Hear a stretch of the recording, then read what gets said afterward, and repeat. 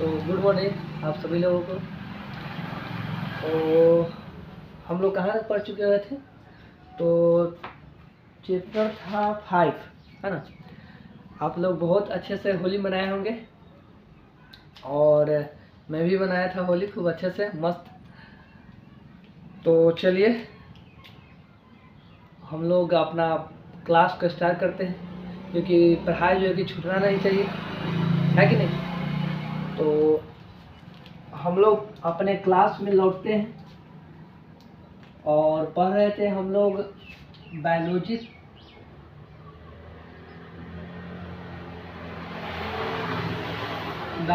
Class 10, biology class 10। Chapter था नियंत्रण एवं समन्वय। चैप्टर नंबर था 5, कंट्रोल एंड कोऑर्डिनेशन। चैप्टर 5 आज पाठ हो जाएगा 2, ठीक है। तो इतनी बातें आप लोग को याद होगा। और हम लोग पढ़ चुके हुए थे इस चैप्टर में, क्या पढ़ चुके हुए थे? तो एक कोशिकीय जीव, बहुकोशिकीय जीव में नियंत्रण एवं समन्वय किस तरह से होता है वो पढ़ चुके हुए थे, यानी कोर एंड कोऑर्डिनेशन के बारे में पढ़ चुके हुए थे। जिसमें से एक कोशिकीय जीव में हम बतलाए थे अमीबा, क्या पढ़ाए बतलाए थे कि अमीबा हो गया, जो कि क्या है, तो एक कोशिकीय जीव है। अमीबा जो है कि क्या है, ये एक कोशिकीय जीव है। उसके बाद क्लेमाइडोमोनास,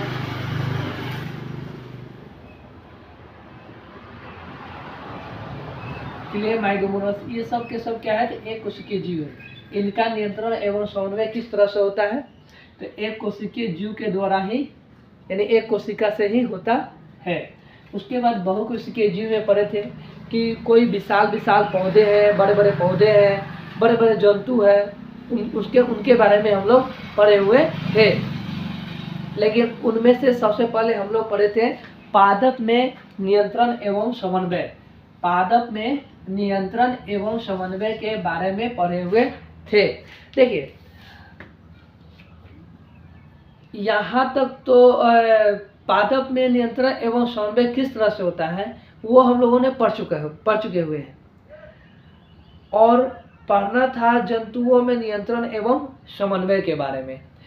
तो एक बार हम लोग रिवीजन उसका कर ले रहे हैं, उसके बाद जो है कि आगे की और क्लास बढ़ेगा, ठीक है। ऐसे हम हर बार आते हैं तो पहले रिवीजन ही करा लेते हैं, उसके बाद जो है कि क्लास को स्टार्ट करते हैं। तो इसी तरह से आज भी जो है कि रिवीजन कर लेते हैं, फिर आगे स्टार्ट करते हैं क्लास, ठीक है। तो एक कोशिकीय जीव के बारे में आप लोग को समझ में आ गया। अब आ गया आपका किसके बारे में, तो बहुकोशिकीय। तब पादप में नियंत्रण एवं समन्वय किस तरह से होता है, यहाँ पे लिखेंगे पादप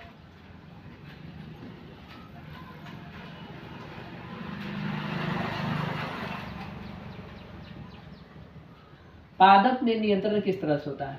तब पादप में नियंत्रण हम बतलाए थे कि एक तो गति के द्वारा होगा, और दूसरा होगा हार्मोन के द्वारा होगा।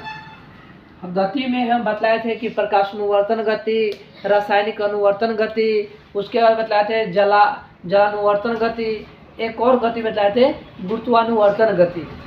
ये सभी गति के बारे में मैं जो है कि अच्छा तरह से आप सभी को बता दिया हूँ। अगर उस वीडियो के अगर आप लोग नहीं देखे होंगे तो जरूर जाकर देख लीजिएगा, ठीक है। और यूबीसी क्लासेस को क्या कर लीजिएगा, सब्सक्राइब कर लीजिएगा। यूबीसी क्लासेस को सब्सक्राइब कर लेना है। तो ये समझ में आ गया। तो गति के बारे में बता दिए। अब आता है हार्मोन के बारे में हम लोग पढ़े हुए थे। हार्मोन में हम पहला बताए थे ऑक्सिन हार्मोन, दूसरा बतलाए थे जिबरेलिन हार्मोन। उसके बाद बतलाए थे तीसरा नंबर में क्या, तो जिबरेलिन हार्मोन। उसके बाद बतलाए थे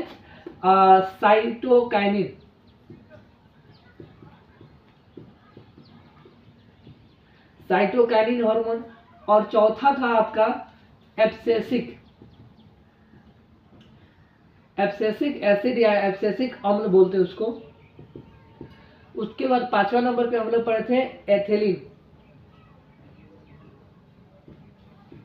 इसी में हम लोग पढ़े थे एसिटिलीन में ही पढ़े थे हम लोग क्या चीज के बारे में, तो क्या बोलते उसको, अच्छा याद आता है तो बताते। ऑक्सीन में हम लोग पढ़े थे क्या कि ऑक्सीन एक ऐसा हार्मोन है जो पेड़ पौधे की लंबाई को बढ़ाने में मदद करता है। यह शीर्ष वाले भाग पर स्थित होता है, ठीक है, और ये पेड़ पौधे की लंबाई बढ़ाएगा। लंबाई बढ़ रहा है इसका मतलब ये हुआ कि कोशिका का विभाजन हो रहा है, तो ये कोशिका के विभाजन में भी मदद करता है। और इसका उपयोग हम बतलाए थे कि फल क्या बोलते उसको बीज रहित जो पौधे होते हैं उनमें इसका उपयोग किया जाता है, ये हम पढ़ाए हुए थे। और जो चीज़ इसमें बतलाया है वही चीज़ जिबरेलिन में भी होता है। जिबरेलिन में बशर्ते क्या होता है कि ये लंबाई के साथ साथ मोटाई को भी बढ़ाने में मदद करता है, यानी कि ये भी जो कोशिका विभाजन करता है, बीज रहित फल उत्पादन में इसका उपयोग किया जाता है। ये साइटोकाइनिन के बारे में हम बतलाए थे क्या कि ये पेड़ पौधों को सदाबहार मतलब कि हरा भरा रखता है। ये पेड़ पौधों को साइटोकाइनिन क्या करता है, हरा भरा रखता है, यानी कि ये पेड़ पौधों को हमेशा ग्रीन रखेगा, हरा भरा रखेगा। साइटो का मतलब होता है कोशिका, कोशिका यानी साइटो का मतलब हो गया कोशिका, यानी कि कोशिका विभाजन। अब आता है एब्सेसिक एसिड। एब्सेसिक जो होता है ना, ये क्या करता है, तो ये करता है पेड़ पौधे की वृद्धि को रोक देता है, यानी कि ये पेड़ पौधों को बौना बनाने में काम करता है। अगर जिस पौधे में एब्सेसिक एसिड ज़्यादा है वह पौधा बौना होगा। जिस पौधे में ऑक्सीजन यानी कि ये ऑक्सीजन जो है ज़्यादा है तो पौधा लंबा होगा, लेकिन इसकी मात्रा अगर ज़्यादा हो गई तो पौधा बौना हो जाएगा। ये होता है, ये मार्केट में आसानी से मिल जाएगा। आप इसको लेकर आप किसी भी पौधा पे छिड़काव कीजिएगा तो उसका ग्रोथ जो है ना वो रुक जाएगा, यानी कि ये वृद्धि को बढ़ाता है और ये वृद्धि रोधक हार्मोन है, ठीक है। और एथिलीन जो है ये एकमात्र गैसीय हार्मोन है। आपसे सवाल में पूछा जा सकता है कि बतलाइए कि इन सभी में से गैसीय हार्मोन कौन सा है, तो बोलिएगा एथिलीन, ठीक है। ये फल को पकाने में मदद करता है, ये प्राकृतिक रूप से फल को पकाता है, लेकिन हम लोग फल को तूर लेते हैं, तूर कर उसको कृत्रिम रूप से पकाते हैं। वो किस तरीके से पकाते हैं, किसके मदद से पकाते हैं तो एसिटिलीन के मदद से, एसिटिलीन की सहायता से हम लोग इसको पकाते हैं। अगर आप ये हम पूरा शॉर्ट में बतलाएं, अगर आप लोग इसको पूरा तरह से अच्छी तरह से अगर समझना चाहते हैं तो पहला वाला क्लास जरूर कीजिएगा, तब आपको समझ में आएगा, क्योंकि ये केवल एक रिवीजन है, ठीक है। चलिए, तो इतनी बातें समझ में आ गई। और ये था पादप के बारे में, किस तरह से पादप अपना गति करता है, किस तरह से पादप में हार्मोन होते हैं, कैसे कार्य करते हैं, ये सारी बातें हम बता दिए। अब बच जाता है हमारे जंतुओं में नियंत्रण एवं समन्वय के बारे में पढ़ना, ठीक है। जो जंतुओं में नियंत्रण एवं समन्वय किस तरह से होता है, आइए उसके बारे में जानते हैं। तो हेडिंग डालिएगा जंतुओं में नियंत्रण एवं समन्वय। हेडिंग रहेगा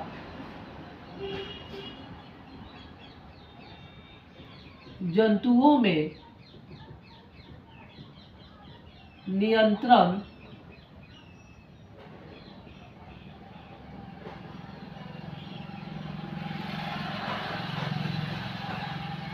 एवं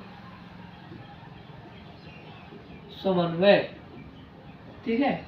ये हमारा हेडिंग है। अब इस हेडिंग में हमें क्या पढ़ना है, तो देखिएगा। पहली बातें, जंतुओं में नियंत्रण एवं समन्वय को समझने के लिए हम इसे दो भाग में बांट देंगे। एक भाग में हम लोग पढ़ेंगे तंत्रिकीय नियंत्रण एवं समन्वय।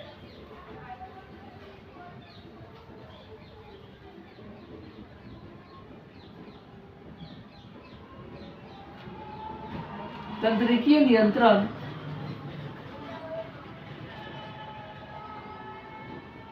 एवं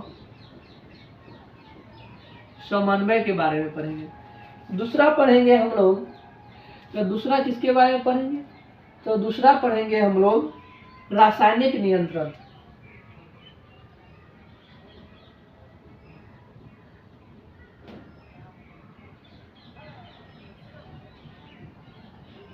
नियंत्रण एवं समन्वय, इसके बारे में पढ़ेंगे। उसके बाद तंत्रिकीय नियंत्रण एवं समन्वय में क्या पढ़ने वाले हैं? तो इसको पढ़ने के लिए, इसको समझने के लिए इसे हम लोग 3 भागों में बांटेंगे, और इस तीनों भागों को अगर पढ़ लेंगे ना तो हमको तंत्रिकीय नियंत्रण एवं समन्वय पूरी तरह से अच्छी तरह से जो है कि समझ में आ जाएगा। पहला पढ़ेंगे मस्तिष्क के बारे में, मस्तिष्क। दूसरा पढ़ेंगे मस्तिष्क यानी ब्रेन के बारे में पढ़ेंगे। उसके बाद पढ़ेंगे मेरुरज्जु के बारे में, और तीसरा पढ़ेंगे हम लोग तंत्रिका के बारे में। तंत्रिका के बारे में अगर ये 3 चीजें हम लोग अगर पढ़ लेते हैं तो हम लोगों को आसानी से ये समझ में आ जाएगा। क्लियर? कोई दिक्कत नहीं। अब बताइए रासायनिक नियंत्रण एवं समन्वय में क्या पढ़ेंगे? तो इसमें हम लोगों को ज्यादा नहीं पढ़ना है, इसमें हम लोगों को पढ़ना है केवल हार्मोन के बारे में, कि हम लोगों में जो हार्मोन होता है, यानी मनुष्य में जो हार्मोन होता है वो किस तरह से कार्य करता है ना। तो मनुष्य में जो हार्मोन होता है वह बाह्य स्रावी हार्मोन होता है, अंतःस्रावी हार्मोन होता है, और कोई मिश्रित हार्मोन होता है। ठीक है? तो जैसे हम पढ़ाए हुए थे अंतःस्रावी बाह्य स्रावी हार्मोन, अंतःस्रावी हार्मोन के बारे में हम लोग को पढ़ना है। तो अंतःस्रावी हार्मोन में क्या पढ़ेंगे? तो अंतःस्रावी हार्मोन में हम लोग पढ़ेंगे किसके बारे में? तो अंतःस्रावी हार्मोन में हम लोग को पढ़ना है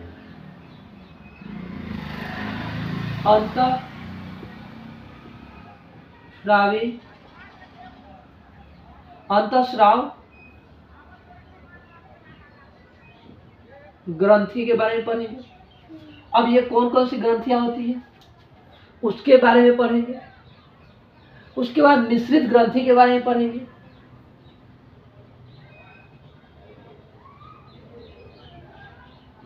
मिश्रित ग्रंथि के बारे में पढ़ेंगे। मिश्रित ग्रंथि कौन कौन सी होती है इसके बारे में पढ़ेंगे। तो ये क्लियर हो गया।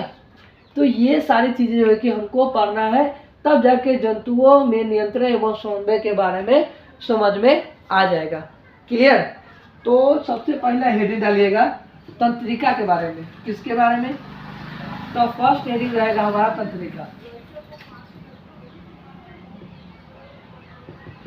फर्स्ट हेडिंग क्या रहेगा हमारा? तंत्रिका रहेगा, यानी बोले तो तंत्रिका तंत्र, तंत्रिका तंत्र रहेगा। ठीक है? यानी नर्व्स सिस्टम रहेगा। बोलिए इतनी बातें समझ में आया? तंत्रिका तंत्र में एक चित्र बनाएंगे, एक चित्र के माध्यम से आपको जो है कि समझना है। ठीक है?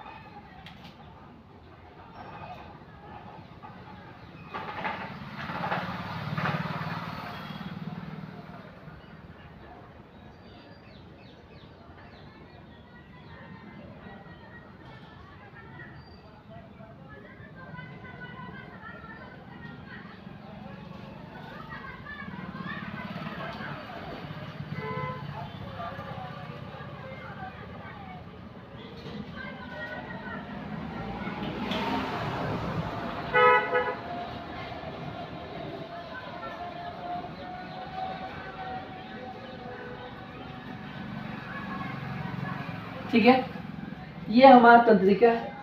अब यहाँ से निकला हुआ रहता है कुछ इस तरह की रचनाएं,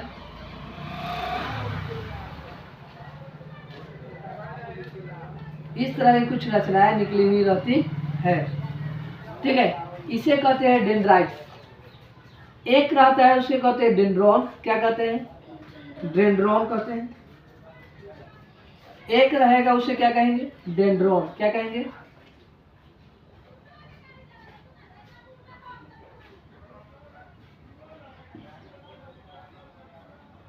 डेंड्रॉन कहते हैं।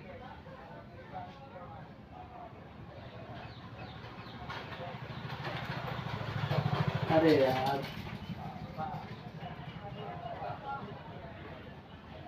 डेंड्रॉन।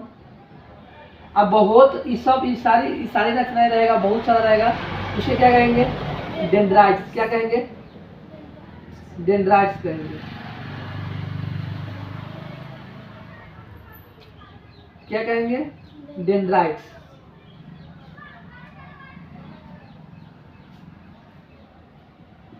डेंड्राइट्स कहेंगे। क्लियर? कोई दिक्कत नहीं। उसके बाद इस तारे, इसका जो इसका आकार है, तो इससे यह तारे के आकार है। तारे के आकार की तरह दिख रहा है कि नहीं दिख रहा है? तो तारे के आकार, तारा ऐसे नहीं होता है, स्टार ऐसे नहीं होता है, ऐसे नहीं होता है। तो ये तारे के आकार की तरह दिख रहा है। तो तारे के आकार की तरह यह दिख रहा है, तो इसका कोई नाम होगा। इसे कहते हैं साइटोन। क्या कहते हैं? क्या कहते हैं? क्या कहते हैं? साइटोन कहते हैं। इस साइटोन के अंदर होता है एक केंद्रक। क्या होता है? क्या होता है? केंद्रक होता है। क्या होता है? केंद्रक होता है। इस साइटोन में ही भरा रहता है कुछ द्रव, कुछ द्रव भरा हुआ रहता है।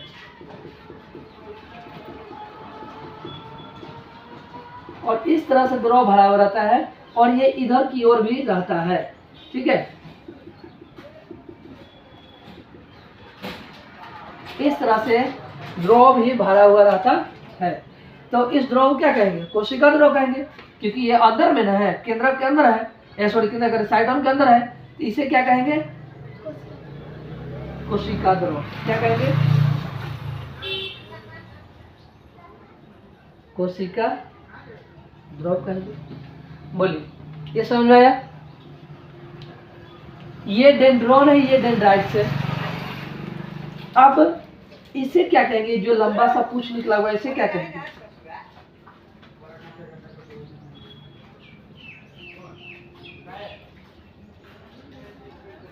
ये जो लंबा सा जो पूंछ निकला हुआ, इसे क्या कहेंगे? बोलिए, इसे कहेंगे एक्सोन। क्या कहेंगे? एक्सोन कहेंगे। एक्सोन।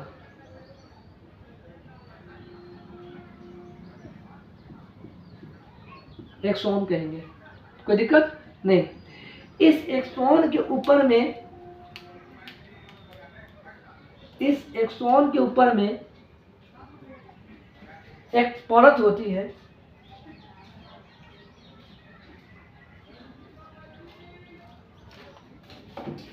मांसलदार संरचना बनी होती है।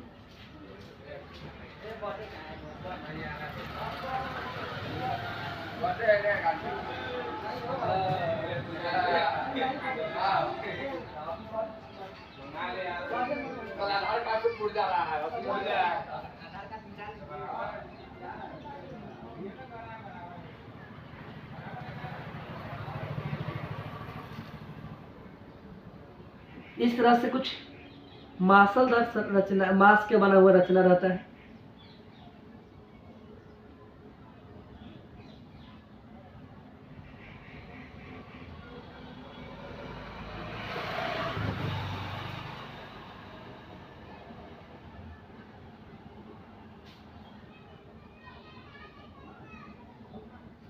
ठीक है,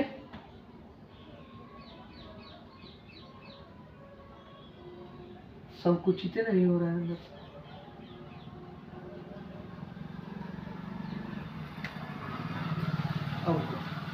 ठीक है, तो इसे क्या कहेंगे, ये मांसलदार रचना को क्या कहेंगे, संरचना को क्या कहेंगे बताइए। तो इसे कहते हैं मेंडुला। क्या कहते हैं, मेंडुलरी या माइलिन शीथ। मेंडुलरी या क्या कहेंगे, माइलिन शीथ कहेंगे। इसे क्या कहेंगे, मेंडुलरी, मेंडुलरी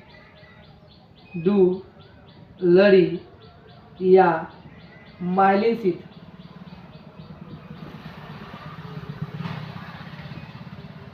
शीथ कहेंगे, मेंडुलरी या माइलिन शीथ कहेंगे। इस मेंडुलरी या माइलिन शीथ के ऊपर में एक पतली सी रचना बनी रहेगी,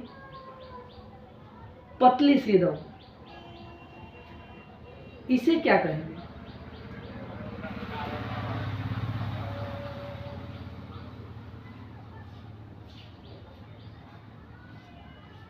इसे क्या कहेंगे बताइए। तो इसे कहते हैं, इस पतली सी रचना को क्या कहते हैं, इस पतली सी रचना कहते हैं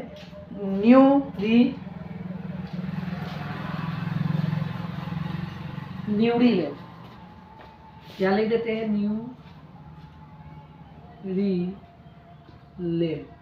न्यूरीलेम कहते हैं। क्या कहते हैं, न्यूरीलेम कहते हैं। कोई दिक्कत नहीं, आपके बुक में ये नहीं लिखा हुआ है, नहीं लिखा हुआ है। इस पतली सी जो परत रहती है इसे क्या कहते हैं, नहीं लिखा हुआ है, न्यूरीलेम।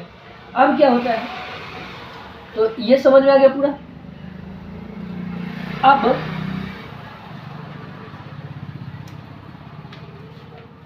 यहां पर देखिएगा, संकुचन हो गया है, फिर शिथिलन हो गया हुआ है, यानी कि सिकुड़ गया हुआ है, फिर फैल गया हुआ है, सिकुड़ गया हुआ है, फिर फैल गया हुआ है। यहाँ पे देखिए सिकुड़ गया ना, इधर से आया सिकुड़ गया, इधर जाकर फिर फैल गया, फिर आगे सिकुड़ गया, फिर फैल गया, फिर सिकुड़ गया। तो ये इसे क्या कहेंगे फिर,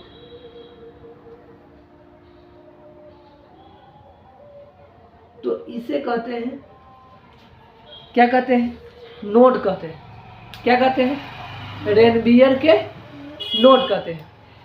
तो दो रेनबियर के नोड के बीच की दूरी को क्या कहेंगे, इंटरनोड। क्या कहेंगे, तो यहां पर लिख लीजिएगा, दो रेनबियर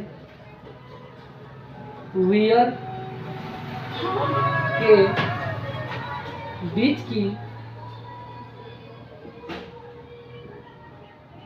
दूरी को, दो रेनबियर के नोड की, रेनबियर के नोड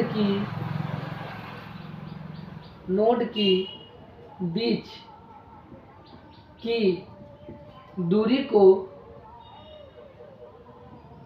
इंटरनोड कहते हैं। समझ में आया, क्योंकि यहाँ पर सिकुड़ रहा है फिर फैल रहा है, सिकुड़ रहा है फैल रहा है, तो इसे तो कहेंगे नोड, रेनबियर की नोड।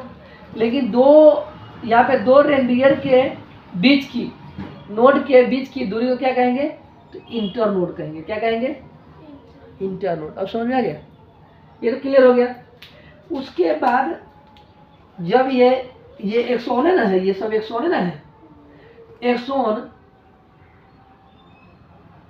जब आगे की ओर जाता है तो कुछ इस तरह से बनता है, गांठ, कुछ गांठें बन जाती है। इस गांठ से इसी तरह की रचनाएं बाहर की ओर निकली हुई रहती है।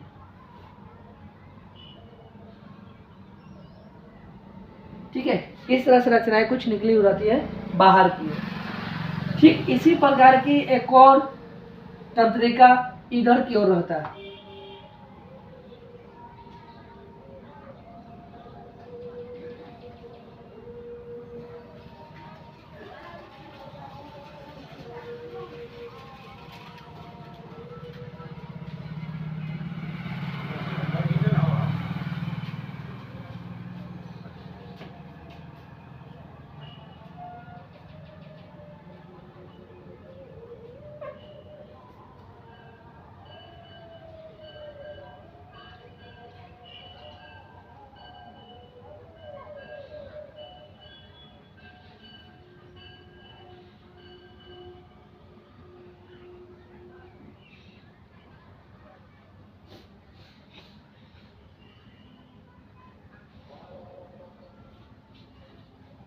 इसी तरह की रचनाएं बाहर की ओर दूसरे तंत्रिका की ओर निकला हुआ रहता है,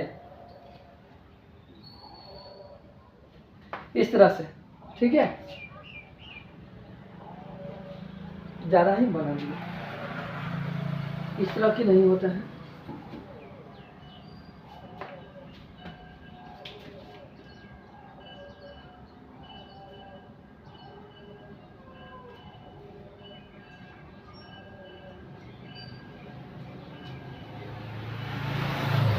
ठीक है, और इसके बीच में क्या होता है, गैप होता है।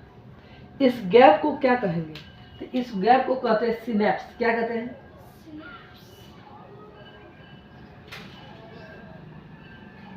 क्या कहते हैं, सिनेप्स कहते हैं।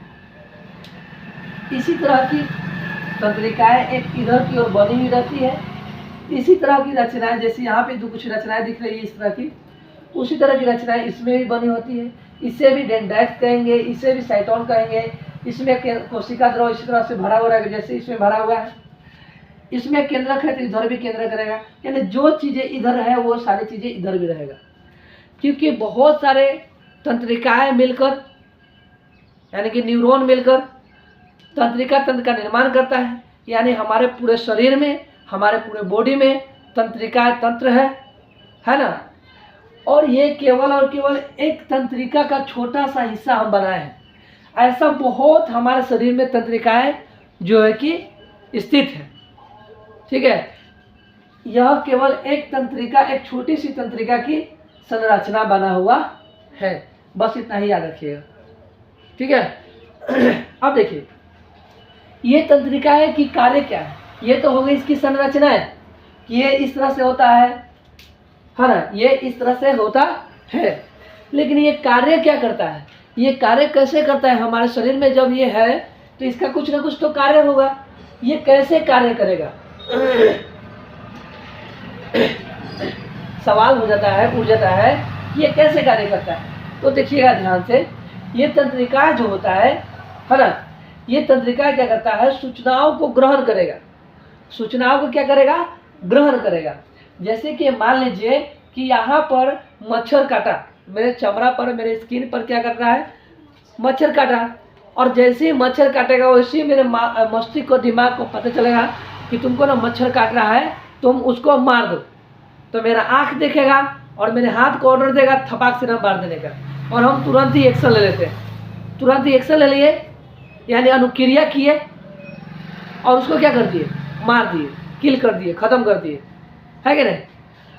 तो ये तंत्रिकाएं जो हमारे यहाँ पर, जो हमारे नस में, जो हमारे इस हाथ में जो तंत्रिकाएं थी, वह तंत्रिकाएं क्या की, सूचनाओं को ग्रहण की और ग्रहण करके हमारे मस्तिष्क तक पहुँचाए। और मस्तिष्क तुरंत ही हमारा क्या किया, उस पर कार्य करना शुरू कर दिया। तो यानी कहने का मतलब ये हुआ कि जो हमारा तंत्रिका है ये सूचनाओं को ग्रहण करेगा। और ग्रहण कौन करेगा, तो डेंड्राइट्स, ये जो तुमको दिख रहा है, ये रचनाएं जो दिख रहा है बाहर की ओर निकला हुआ, ये सब सूचनाओं को ग्रहण करता है। क्या करता है, ग्रहण कर लेगा, सूचना को ग्रहण कर लेगा। तो ये सूचना को ग्रहण करता है, इसे क्या कहते हैं, तो डेंड्रॉन कहते हैं। क्या कहते हैं, डेंड्रॉन। लेकिन बहुत सारी न है, एक है तो डेंड्रॉन है, लेकिन बहुत सारी है तो क्या कहेंगे, डेंड्राइट्स कहेंगे। तो डेंड्राइट्स, ये सारी डेंड्राइट्स क्या करेगा, सूचनाओं को ग्रहण करेगा और किसके पास भेजेगा, साइटोन के पास। किसके पास भेजेगा, साइटोन के पास। और ये साइटोन क्या करेगा, सूचनाओं को किसके रूप में लेगा, आवेग के रूप में। किसके रूप में लेगा, आवेग के रूप में ले लेगा। और आवेग के रूप में लेकर केंद्रक के पास पहुंचाएगा। और केंद्रक से होते हुए सारी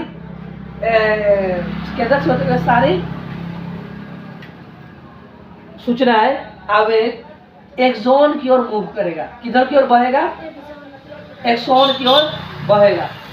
इधर से जाते जाते जाते जाते ये यहाँ पे पहुंचेगा। इसे क्या कहेंगे, इस गांठ को क्या कहेंगे, तो इस गांठ को कहते हैं सूत्र युग्मन गांठ। क्या कहते हैं, इस गांठ को क्या कहेंगे, इस गांठ को क्या कहेंगे और इस गांठ को क्या कहेंगे, इस गांठ को कहते हैं सूत्र युग्मन गांठ।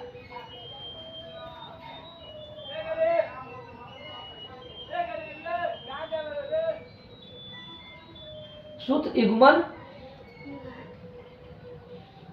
युग्मन गांठ कहते हैं। अब ये सूचनाएं कहाँ तक चले आई? तो सूत्र युग्मन से गांठ से होते हुए कहाँ चली आई? डेंड्राइट्स के पास। यहाँ पर भी तो निकला हुआ है ना, डेंड्राइट्स के पास पहुंची हुई है। अब ये सूचनाएं डेंड्राइट्स किस रूप में आ रहा था? सूचनाएं आवेग के रूप में। कैसे हम लोग जब बल्ब जलाना रहता है तो इधर से बटन टिपते हैं और बल्ब जलना शुरू हो जाता है। तो ठीक उसी तरह से हमारा मस्तिष्क यानी हमारा तंत्रिका जो है, हमारा जो मस्तिष्क जो है वो कार्य करता है एकदम स्पीडली, यानी कि विद्युत आवेग की तरह। किसके तरह?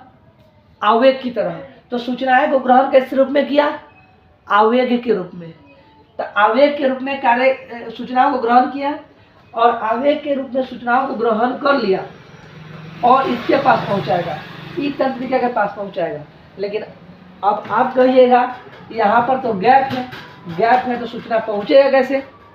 क्योंकि ये जुड़ा हुआ रहता तो सूचना आसानी से पहुंच जाता। तो सूचना पहुंचेगा कैसे? तो यहाँ पर सूचना पहुंचेगा कैसे? तो सूचना किस रूप में है? आवेग के रूप में है, यानी विद्युत आवेग के रूप में है। जब ये विद्युत आवेग के रूप में है तो देखते हैं कोई भी चीज़ को अगर इतना पास में रखते हैं, विद्युत आवेग के पास में रखते हैं तो तुरंत ये खींच लेता है अपनी ओर, खींचता है ना। तो ये क्या करेगा? सूचना को खींच लेगा, यानी कि सूचना को खींच लेगा। ये कहने का मतलब ये हुआ सूचना यहाँ से जंप कर जाएगा, यहाँ से जंप कर जाएगा। क्या करेगा? सूचना जंप कर जाएगा और दूसरे न्यूरॉन के पास सूचना पहुँच जाएगा। तो इसको न्यूरॉन को इस सूचना को जंप कराने में कोई ना कोई तो सपोर्ट कर रहा है, तभी ना सूचना जो आवेग जो था, विद्युत आवेग जो था, जो सूचना था, वो क्या हुआ कि जंप किया है। क्या? तो कौन मदद कर रहा है इसको जंप कराने में? तो सोडियम। कौन कर रहा है? सोडियम इसको क्या करता है? जंप कराने में मदद करता है। कोई दिक्कत नहीं। तो आपसे सवाल में पूछेगा दो न्यूरॉन के बीच में जो दूरी होती है, जो गैप होता है, उस दूरी को किस नाम से जानते हैं? बताइए। तो क्या बोलिएगा? सिनेप्स बोलिएगा।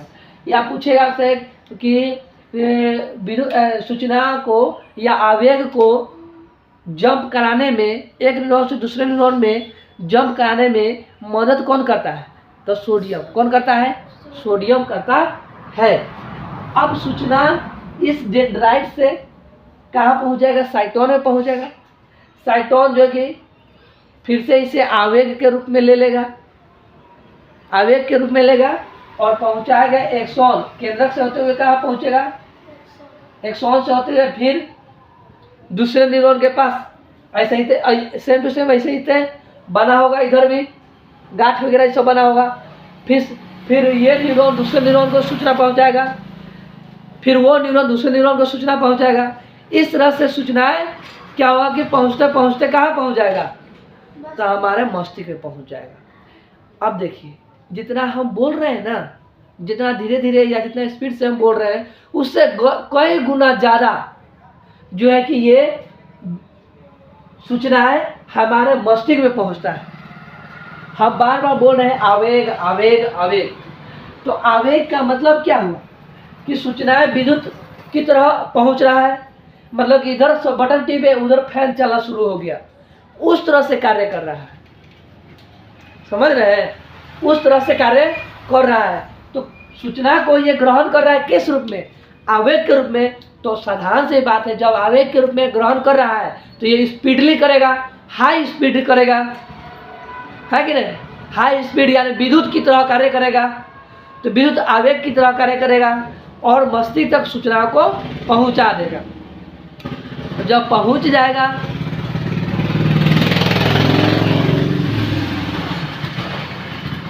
जब सूचना पहुंच जाएगा तो मस्तिष्क हमारा उस के प्रति कार्य करना शुरू कर देता है और हमें आदेश देता है कि वहाँ पे कुछ है, तुम करो। तब जाकर हम वो उस कार्य को पूरा कर पाते हैं। समझ में आ गया? तो ये रहा तंत्रिका के बारे में पूरा कहानी। समझ में आ गया? कोई दिक्कत इसमें? और आप लोगों को भी समझ में आ गया? कोई दिक्कत नहीं ना? तो जो चीज़ें हम लिखवाए हैं ये सारी चीज़ें आप लोग नोट डाउन कीजिए अच्छा तरह से। चलिए, हम सारी बातें इसमें बतला दिए हुए हैं, एक भी पॉइंट छोड़े हुए नहीं है। ठीक है? जो जो आपके बुक में था उस बुक से ही बतला दिए और कुछ नया बातें भी इसमें बतला दिए हैं। आप लोग इसको नोट डाउन कीजिए। चलिए,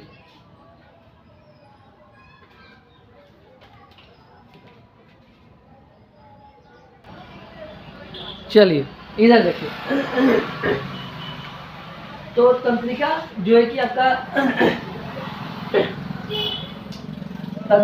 आपका समाप्त हो गया। तंत्रिका जो है कि आपको अच्छा से समझ में आ गया होगा। अगर नहीं समझ में आया होगा तो आप इसे पीछे कर बैक कर जो है कि देख सकते हैं। यूट्यूब में ऐसा ऑप्शन है, आराम से बैक कर जो है कि देख सकते हैं और समझ सकते हैं। ठीक है? चलिए, अब आ जाइए पढ़ते हैं किसके बारे में, तो मेरुरज्जु के बारे में। तो यहाँ पे हेडिंग रहेगा हमारा मेरुरज्जु। मेरुरज्जु को बोलते हैं स्पाइनल कोड।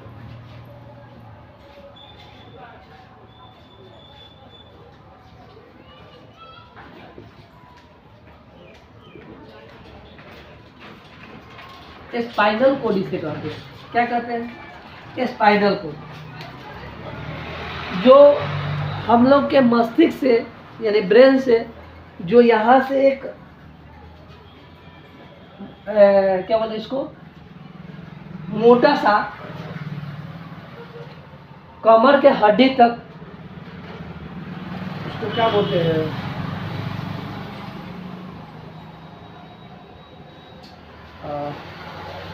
कोशिश कर रहे हैं, ऐसे समझिए जैसे कि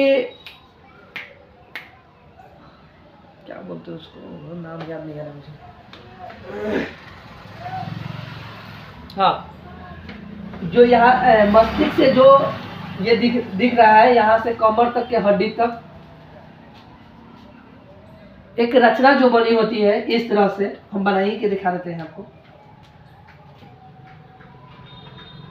ये हमारा मस्तिष्क हो गया,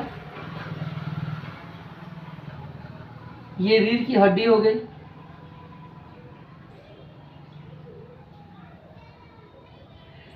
ये मस्तिष्क से लेके कमर के हड्डी तक जो ये रचना आपको जो देखने को मिल रही है, इसी को कहते हैं क्या चीज, तो मेरुरज्जु कहते हैं। क्या कहते हैं? मेरुरज्जु कहते हैं। मेरुरज्जु कहते हैं या स्पाइनल कोड कहते हैं। इस स्पाइनल कोड से बहुत सारे नसें जो है कि निकली हुई रहती है, कुछ इस प्रकार निकली हुई रहती है। और ये सारी नसें जो है कि हमारे बॉडी में, हमारे शरीर में पहुंची हुई रहती है।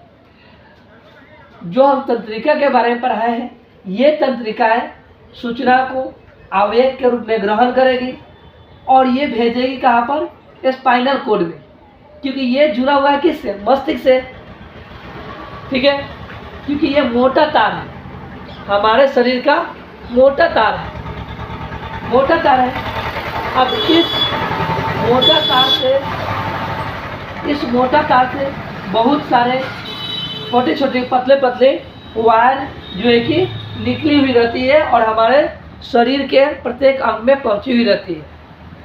अब जहाँ पर जो चीज़ें होगी, जैसे कि मान लीजिए यहाँ पर मेरे हाथ पर एक मच्छर काट रहा है, तो ये मच्छर काट रहा है, मच्छर यहाँ काटेगा तो डायरेक्ट हमारे मस्तिष्क के पास पहुँचेगा सूचना।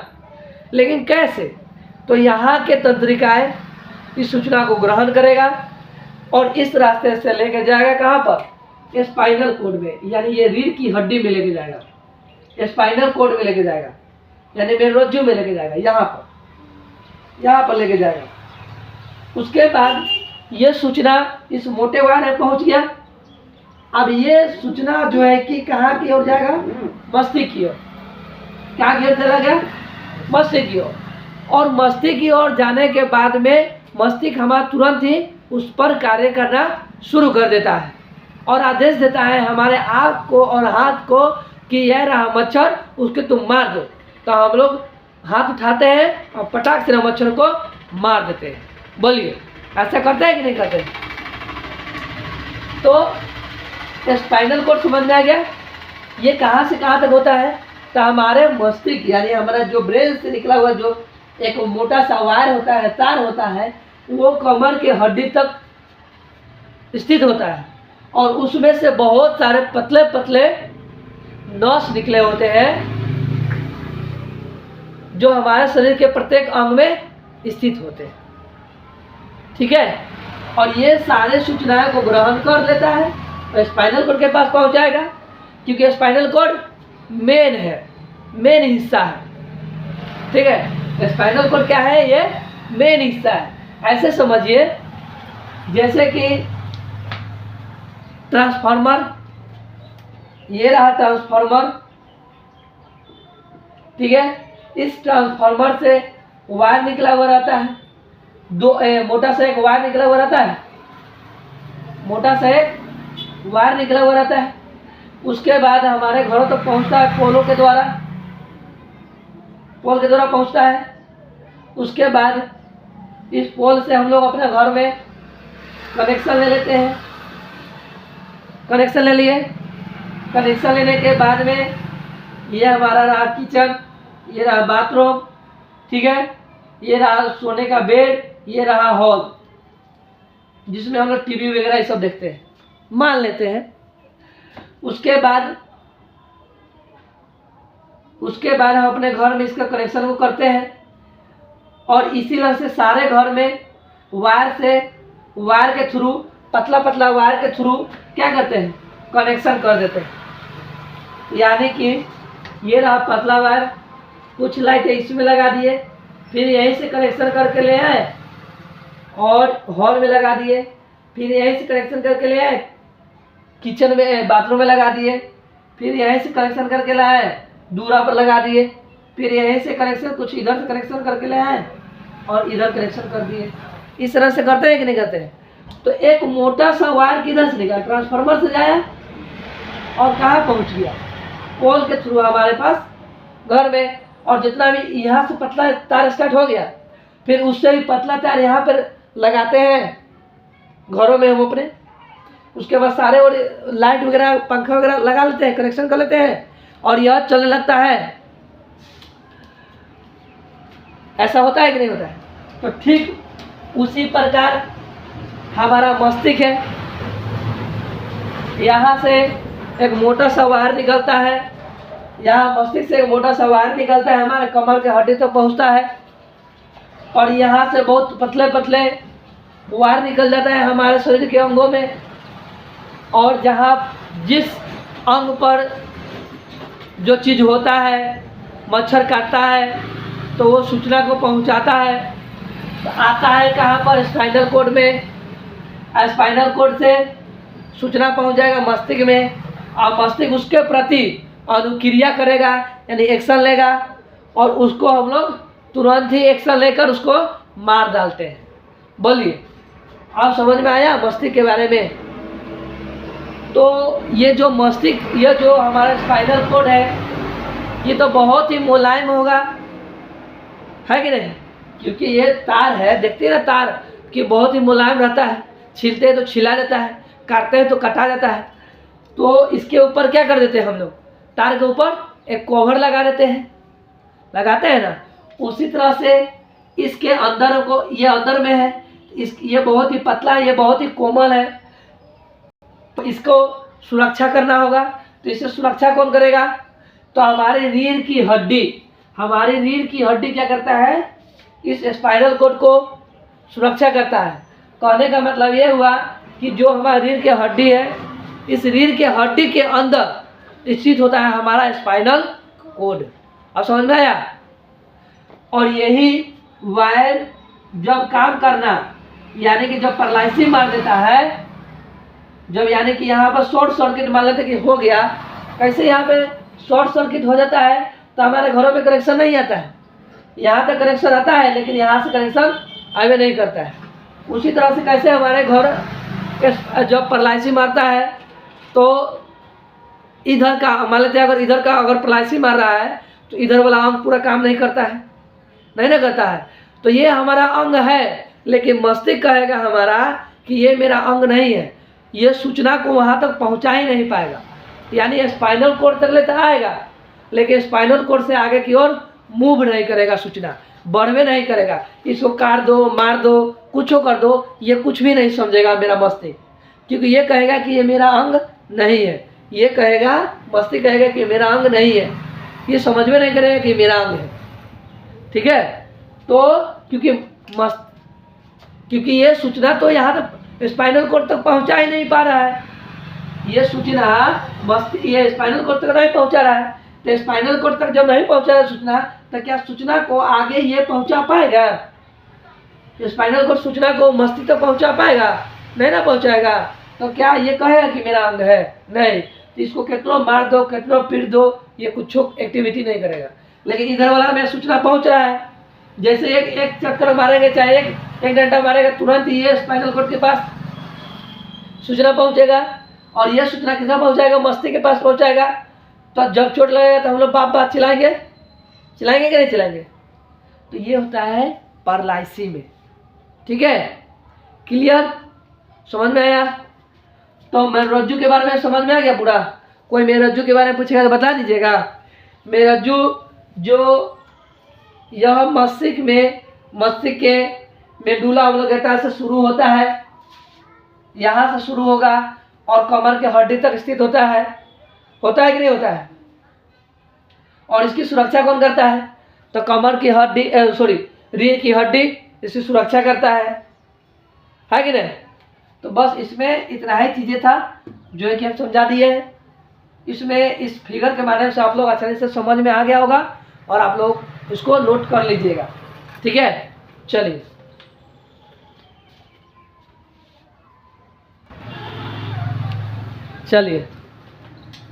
तो आप लोगों को मेरुरज्जु यानी स्पाइनल कॉर्ड समझ में आ गया। अब हम लोग पढ़ेंगे इसके बारे में, तो मस्तिष्क के बारे में पढ़ेंगे। किसके बारे में पढ़ेंगे? मस्तिष्क के बारे में, यानी कि ब्रेन के बारे में पढ़ेंगे। तो हेडिंग रहेगा हमारा मस्तिष्क यानी ब्रेन।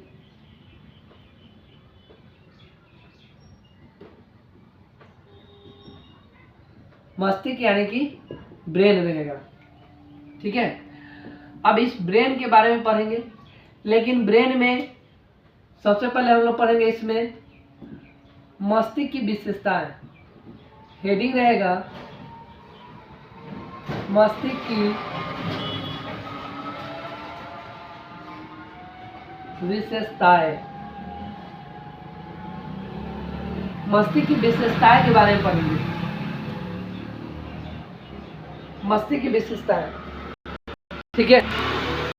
तो मस्तिष्क जो होता है हमारा एक खोपड़ी के अंदर बंद होता है कि नहीं होता है?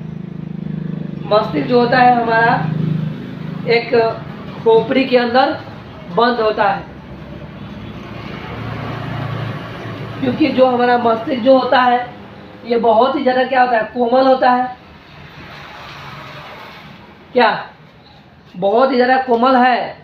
तो साधारण बात है कि इसका कोई ना कोई रक्षा करेगा। नहीं तो अगर इसका रक्षा अगर नहीं होगा तो अगर किधरों अगर चोट लगता है तो मस्तिष्क हमारा सही से काम नहीं कर पाएगा, है कि नहीं? तो हमारे मस्तिष्क को, हमारे ब्रेन को, हमारे दिमाग को रक्षा कौन करता है? तो खोपड़ी। कौन करता है? खोपड़ी करता है।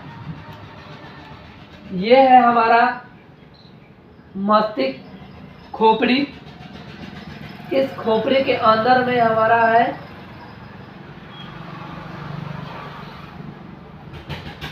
इस तरह से है हमारा ब्रेन यानी मस्तिष्क।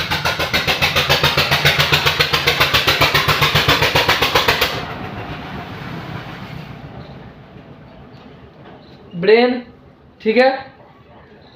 उसके बाद में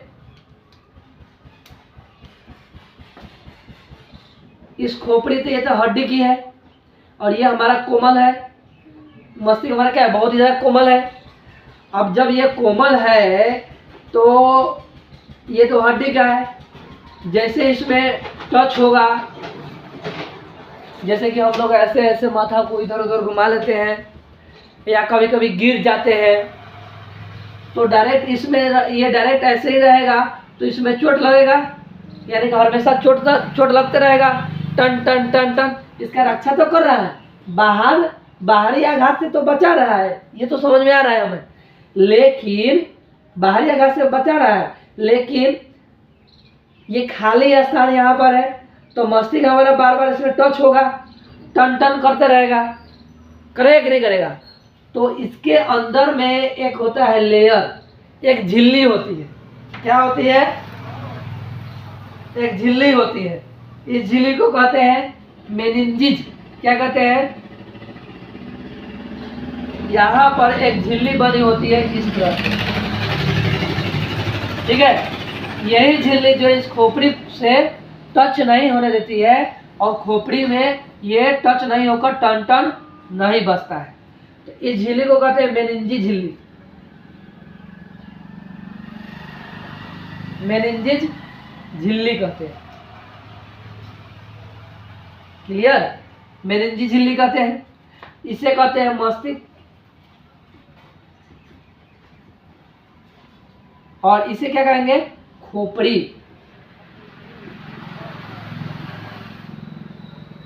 ठीक है, क्लियर? अब आपसे सवाल पूछेगा, बताइए कि जो हमारा मस्तिष्क होता है, जो हमारा ब्रेन रहता है, उसकी रक्षा कौन करता है? तो क्या बोलिएगा? खोपड़ी। और अंदर जाके पूछेगा, खोपड़ी ना देकर ये पूछेगा कि बताइए कि हमारा जो मस्तिष्क होता है, वह जो हमारा मस्तिष्क होता है, उस मस्तिष्क की रक्षा कौन करता है? कौन करता है? तो मेनिंजी करता है, मेनिंजिज करता है, मेनिंजी नामक झिल्ली करता है। ठीक है, कोई दिक्कत नहीं ना? तो आइए इसकी विशेषताएं, ये सारी चीजें यहाँ पे लिखते हैं।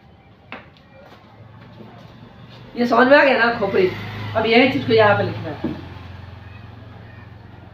चलिए लिखते हैं, लिखेंगे मस्तिष्क की विशेषताएं क्या क्या होगी। तो सबसे पहला, यह बहुत कोमल होता है।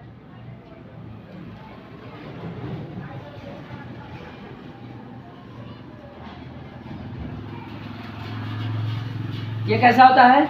यह बहुत ही कोमल होता है। ठीक है, ये कैसा होता है? तो बहुत ही कोमल होता है।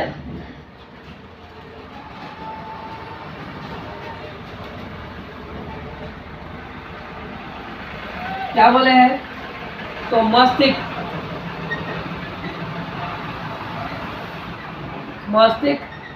खोपड़ी, खोपड़ी को बोलते हैं स्कल। खोपड़ी, मस्तिष्क खोपड़ी के मस्तिष्क गुहा में क्या होता है कि मस्तिष्क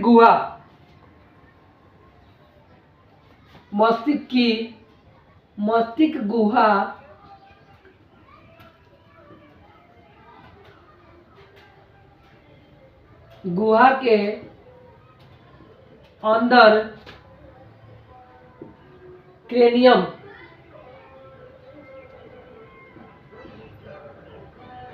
नामक हड्डी के अंदर स्थित होता है। ये समझ में आया?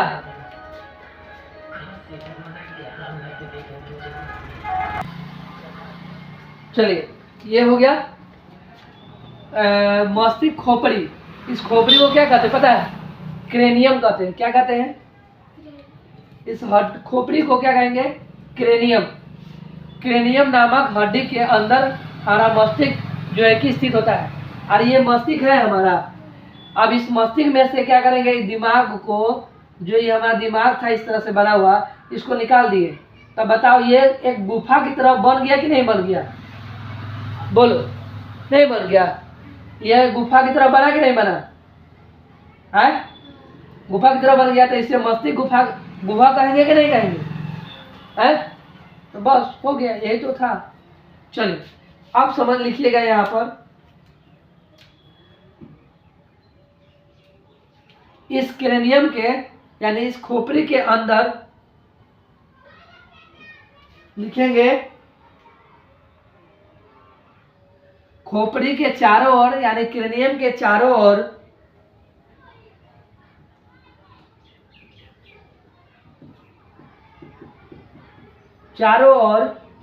खोपड़ी के चारों ओर से घिरी एक पतली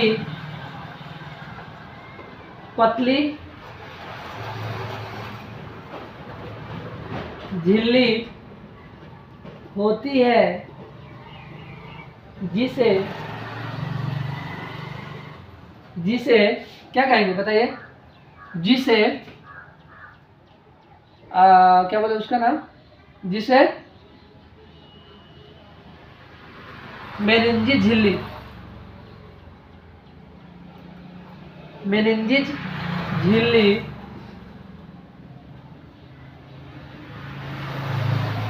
कहते हैं। यह झिल्ली मस्तिष्क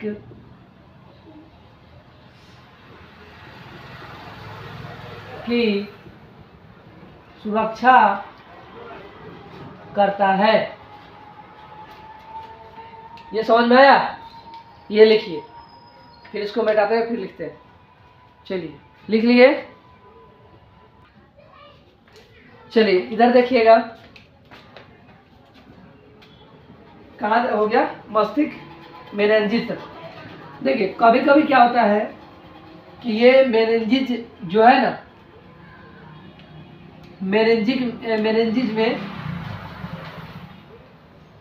संक्रमण फैल जाता है।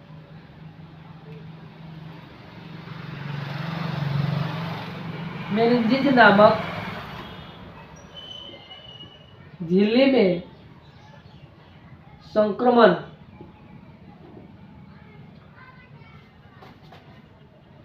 फैलने के कारण वश मेनिंजाइटिस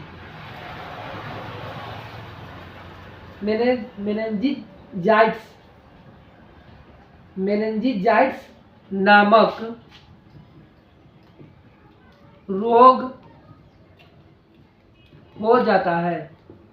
और ये पता है मेनिंजाइटिस नामक रोग हो जाता है, ये कैसे होता है?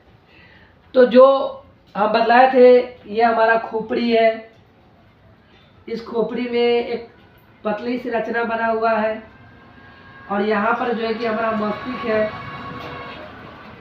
ठीक है, तो इस मेनिंजिस नामक झिल्ली में क्या होता है कि संक्रमण फैल जाता है। संक्रमण मतलब कि क्या बोलते हैं? इन्फेक्शन हो जाता है। और इस इन्फेक्शन होने की वजह से मेनिंजाइटिस नामक रोग हो जाता है। और इस रोग में व्यक्ति को बहुत तेज बुखार होगा, सर दर्द बहुत करेगा। ये सारी चीज़ें यानी ये सारी लक्षणें होती है। तो सवाल में आपसे अगर पूछेगा मेनिंजिस नामक झिल्ली में मेनिंजाइटिस नामक रोग क्या है, तो ये दिमागी बुखार। क्या है ये? दिमागी बुखार। तो ये मिटा देते हैं, यहाँ पर लिख लीजिएगा, ये दिमागी बुखार होता है। ये दिमागी बुखार होता है। कैसा बुखार होता है? दिमागी बुखार। इसका लक्षण क्या है? तो व्यक्ति को बहुत तेज सर में दर्द होगा, बहुत तेज बुखार रहेगा। ये सारी इसके लक्षणें हैं। ठीक है, और मस्तिष्क में ये देखिएगा, ये जो मस्तिष्क है, ये हो गया क्रेनियम, और ये हो गया झिल्ली यानी मेनिंजिस नामक झिल्ली हो गया। ये हो गया हमारा मस्तिष्क, ठीक है। इस मस्तिष्क के अंदर में एक गैप बन रहा है, यानी कि मेनिंजी नामक झिल्ली में और मस्तिष्क के बीच में एक गैप बन रहा है। इस गैप में भरा होता है द्रव। क्या भरा हुआ रहता है? द्रव भरा होता है। इस द्रव को क्या कहते हैं बताइए? इस द्रव को क्या कहेंगे? तो इस द्रव को कहते हैं सेरिब्रो स्पाइनल द्रव।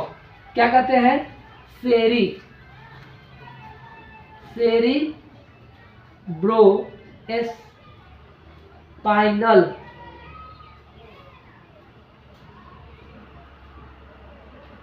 सेरिब्रो स्पाइनल द्रव कहते हैं, ठीक है। और ये द्रव बाहरी आघात से, बाहरी चोट से सुरक्षा करता है, यानी दिमाग को बचाता है। समझ में आया? तो लिखना चाहिएगा तो लिख सकते हैं लिखिएगा क्या बोलते हैं, मेनिंजेस और मस्तिष्क के बीच, मेनिंजेस और मस्तिष्क के बीच एक द्रव पाया जाता है,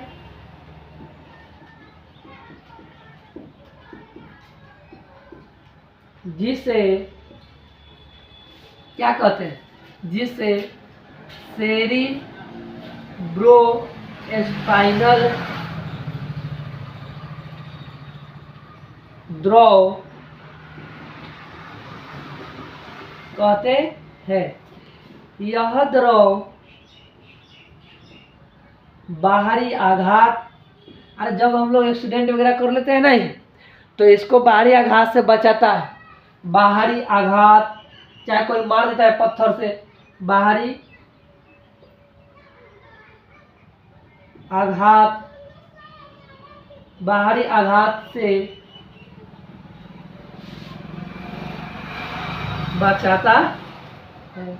बस हो तो गया। क्या है इसमें? बहुत भारी है, समझ में आ गया?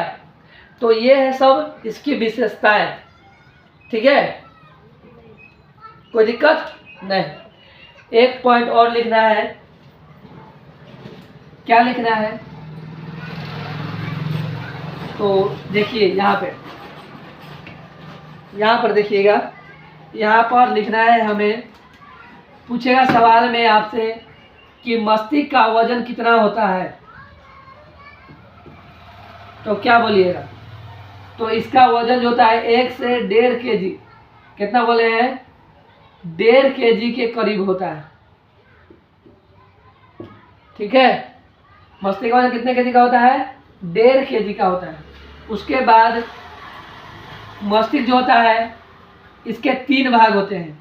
तो यहाँ पे लिख लीजिएगा 3 भाग। मस्तिष्क के कितने भाग होते हैं?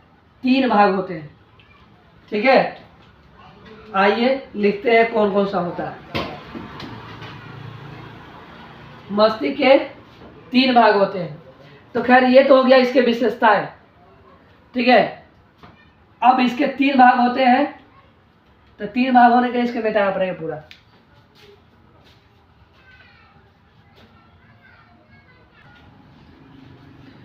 चलिए, तो ये वाला आज के लिए इतना ही रहने देते हैं, क्योंकि टाइम हो चुका हुआ है, सबको स्कूल जाना है।